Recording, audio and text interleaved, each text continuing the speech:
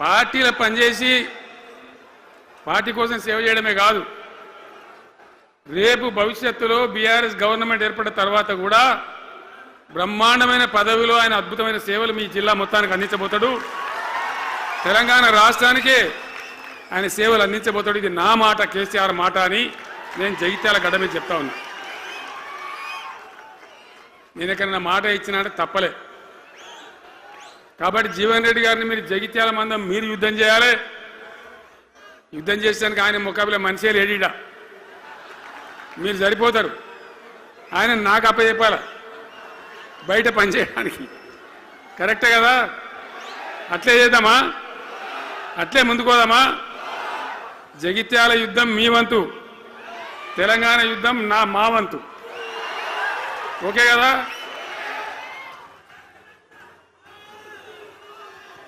ఇప్పుడు ఏమైతుంది? ఏం కావాలి?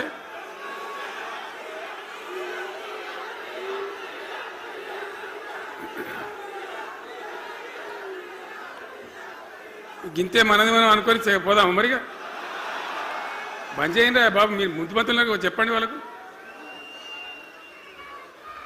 తెలంగాణ చాలా భయంకరమైన పరిస్థితులలో ఉండే. దుఃఖం వచ్చేది, ఏడుపు వచ్చేది. ఎమ్మెల్యేలుగా ఉన్నా ఏం చేయలేని పరిస్థితి. ఆగమాగం అడివేడివి కదా. ఎట్లా ఉండే తెలంగాణ మనం చూడలేదా? తెలంగాణ రాకముందు ఎంత భయంకరమైనటువంటి బాధలుండే, ఎంత కష్టం ఉండే. ఎవడన్నా తెలంగాణని మాట్లాడేవాడు ఉండనా?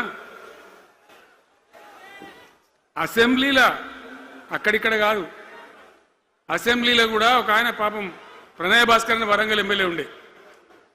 ఏదో విషయంలో ఆయన మాట్లాడబోతే, తెలంగాణని మాట్లాడబోతే, తెలంగాణ గిలంగాణ జాంతానే మాట్లాడదా, ఏది అసెంబ్లీలో తెలంగాణ అనద్దు అని నిషేధం. అంత భయంకరమైన వివక్ష, అంత భయంకరమైన దాడి. మన భాష మీద దాడి, మన బతుకు మీద దాడి, మన నీళ్ళ మీద దాడి, మన ఉద్యోగాల మీద, మన వనరుల మీద, మన ఆస్తుల మీద మొత్తం దోపిడీ చేయడం తప్ప ఇక్కడి ప్రజలను బికారీలాగా వదిలిపెట్టినారు. రైతాంగం ఆగమాగం అయిపోయి చెట్టుకోలు గుట్టకోలు అయిపోయింది. ఇంత ఎస్ఆర్ఎస్పి కాలువ ఉన్నటువంటి మెట్టిపల్లి, జగిత్యాల, సొప్పదండి ఇట్లాంటి ప్రాంతాల నుంచి కూడా దుబాయ్కి, బొంబాయికి వలసలు. పాలమూరు జిల్లా అయితే భయంకరమైన వలసలు. ఎంతకు పోయింది తెలంగాణ అంటే, కొన్ని పార్టీలు సరే వాళ్ళు చేసింది మంచిదా చెడ్డదా పక్కకు పెడితే దుఃఖం వచ్చేది, బాధ కలిగేది, ఆవేశం రగిలేది.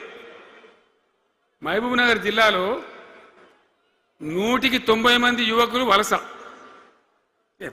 బతకానంటే బతకపోవాలి, ఆడ బతుకు లేదు. ఉన్న ముసలోళ్ళకు, ముడిగోళ్ళకి ఇంత డబ్బులు వాళ్ళు పంపిస్తే కంట్రోల్ బియ్యం కొనుక్కొని తిని బతకాలి. అందులో కొంతమందికి అందకపోతే కొన్ని పార్టీల వాళ్ళు మేమేదో గొప్పతనం చేసామన్నట్టు గంజి కేంద్రాలు పెట్టేది. గంజి కేంద్రాలు గుండెలు రగిలి, నా తెలంగాణ గంజి కేంద్రాలు అంటే ఎవడో గంజి పోతే బతకాలన్నట్టు అంత అధ్వాన స్థితికి తెలంగాణ దిగజార్చిండ్రు. అది కాంగ్రెస్ ప్రభుత్వం కావచ్చు, టీడీపీ ప్రభుత్వం కావచ్చు. తీయటి పుల్లటి మాటలు చెప్పుడు తప్ప కష్ట నీళ్ళు తెచ్చియలే, మంచినీళ్ళు ఇయ్యలే, కడుపు నిండా కరెంట్ ఇయ్యలే, ఏది లేదు. అంత పట్టిదే గ్యాస్. మాట్లాడు, చెప్పుడు, మోసం చేసి పోవుడు. మనం గొర్రెల్లాగా, మన దగ్గర అడిగే నాయకులు లేడు, నిలదీసేవాళ్ళు లేడు, అందరు కట్టుబానిసలు అయిపోయారు. ఆ పరిస్థితులలో మూనిగా నక్క మీద తాటికాయ పడ్డట్టు ఆనాడున్న ముఖ్యమంత్రి చంద్రబాబు నాయుడు కరెంటు ఛార్జీలు పెంచాడు, భయంకరంగా పెంచాడు. తెల్లారి నేను ఒక ఉత్తరం రాసిన, నీ కరెంటు ఛార్జీల పెంపుదల వాపసు తీసుకో, లేకపోతే ఈ సమైక్య రాష్ట్రంలో మాకు న్యాయం జరగదని నేను ఉద్యమానికి పోవాల్సి వస్తుంది, తెలంగాణ కోసం కొట్లాడాల్సి వస్తుందని చెప్పి రాష్ట్రం. ఆయన తీసుకోలే. కొంతమంది రైతులు పాపం పోరాటానికి వచ్చింది. మీరు కొత్త వాళ్ళు చూడకపోవచ్చు కానీ చాలా పాత వాళ్ళకి తెలుసు. పోరాటానికి హైదరాబాద్కి వస్తే నిరసన తెలపడానికి పట్టపగలు 11:30 గంటలకు బషీర్బాగ్లో ఇష్టం ఉన్నట్టు విచ్చలవిడి కాల్పులు జరిపి చంపేస్తే 3 రైతులు అక్కడికక్కడనే ప్రాణాలకి చచ్చిపోయారు. ఆ తర్వాత నిర్ణయం తీసుకున్నవిగా ఇక లాభం లేదు, ఎదురు తిరిగితే కూడా వీళ్ళు కాల్చి చంపుతున్నారు, జెండా ఎత్తడం ఒకటే తప్ప మార్గం లేదని చెప్పి ఆనాడు నేను తెలంగాణ ఉద్యమానికి శ్రీకారం చుట్టాను. ఎంబడ ఎవడు వచ్చినా సరే రాకున్నా సరే ప్రజలున్నారు, యువకులున్నారు, చూసుకుందాం దేకలేం అని చెప్పి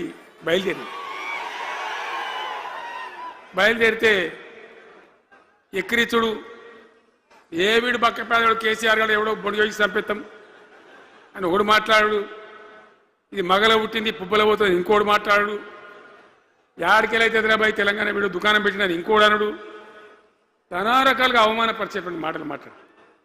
కానీ మొక్కవం ధైర్యంతో చిత్తశుద్ధితో బయలుదేరి పోరాటం చేస్తాం. ప్రజలు జమైతా పోయినరు. మీ అందరికి తెలుసు, ఇదే జగిత్యాలకు నేను ఎన్నోసార్లు వచ్చిన, కోరుట్లకు ఎన్నోసార్లు వచ్చిన, చొప్పదండికి ఎన్నోసార్లు వచ్చినా తిరగని ఊరే లేదు, తిరగని మండలాలు లేవు.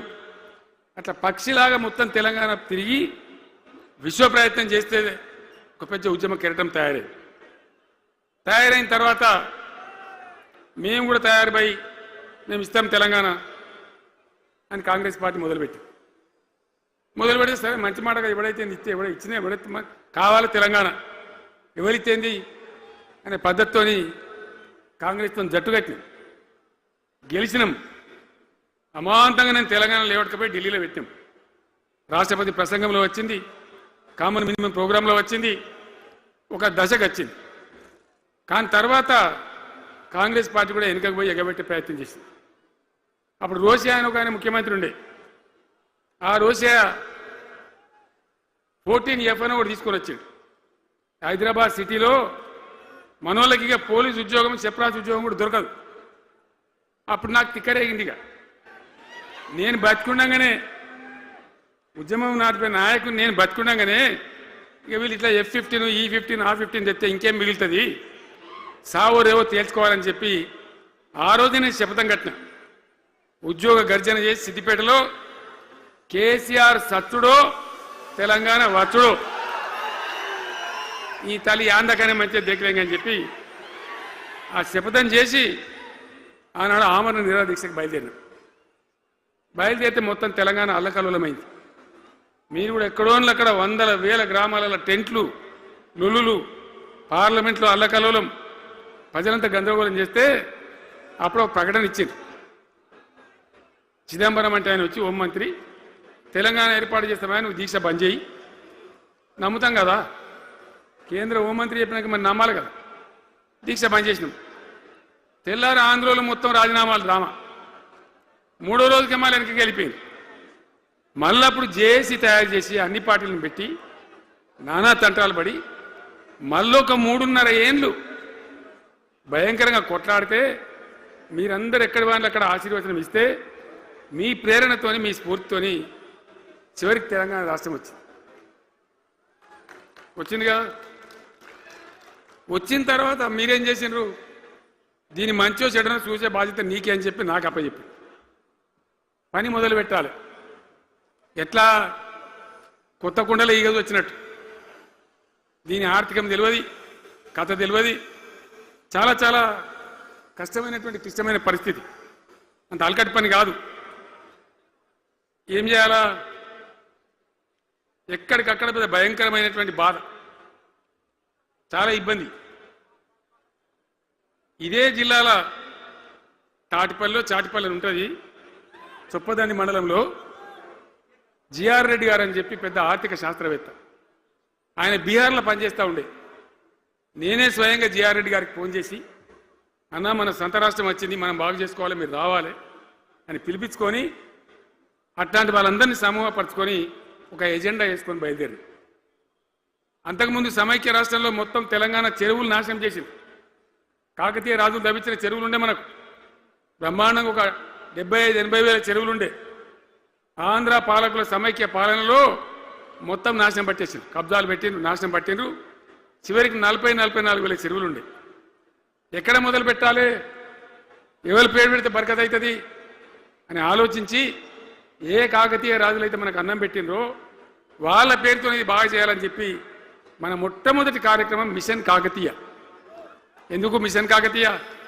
ఆ చెరువుల దరిద్రం వదిలిస్తే, వాటిని బందోబస్తు చేస్తే, వాటిలో నీటి నిల్వ సామర్థ్యం పెరిగితే గ్రౌండ్ వాటర్ పెరుగుతుంది, బోర్లు బాగా నీళ్ళు వస్తాయి. కాబట్టి అక్కడి నుంచి ప్రారంభించి చేసినాం. అది కూడా తెలంగాణ ప్రజలు, రైతులు ఒక ఉద్యమంలాగానే చేశారు. మట్టి తీసుకొని పోండి, సారవంతంగా ఉంటుంది, మీ పొలాలలో పోసుకోమంటే లక్షల ట్రాక్టర్ల మట్టి తీసుకొని పోయింది తెలంగాణ రైతాంగం. అన్ని గ్రామాలలో ఒక విప్లవం లాగా ఆ మట్టి తీసుకొని పోయి వాళ్ళ భూములలో పోసుకొని కూడా బ్రహ్మాండంగా చేసింది. అక్కడి నుంచి మొదలుపెట్టినటువంటి ప్రస్థానం 10 ఏళ్లలో ఎన్ని చేసినామో మీరు చూసారు. వట్టి మాటలు మాట్లాడు, గప్కాలు కొట్టుడు కాకుండా నేను ఒక్కటే మాట మిమ్మల్ని అడుగుతున్నా, మీరందరూ కూడా చూసారు. శాసనసభలో నిలబడి ఈ రాష్ట్ర చరిత్రలో ఎవడన్నా ఒక ముఖ్యమంత్రి ఈ 5 ఏళ్లలో మిషన్ భగీరథ కంప్లీట్ చేసి ప్రతి ఇంటికి నల్లా పెట్టి మంచినీళ్ళు ఇవ్వకపోతే మళ్ళా తేపకు నేను నిలవడం, ఓట్లు అడగం అని చెప్పిన ముఖ్యమంత్రి ఎవరన్నా చూసినామా? నేను చెప్పిన మాట అసెంబ్లీలో నిలబడి చెప్పి ఆ 5 ఏళ్లలో మిషన్ భగీరథ నీళ్లు తెచ్చి 100% కులం మతం సంబంధం లేకుండా తండాలు, మారుమూల పల్లెలకు కూడా ప్రతి గ్రామానికి ట్యాప్ పెట్టి, ప్రతి ఇంట్లో ట్యాప్ పెట్టి మంచి స్వచ్ఛమైనటువంటి నీళ్ళు తెచ్చిచ్చింది. 5 ఏళ్ళు నడిచింది, నడవలే. మిషన్ భగీరథ నీళ్ళు పుష్కలంగా రాలే.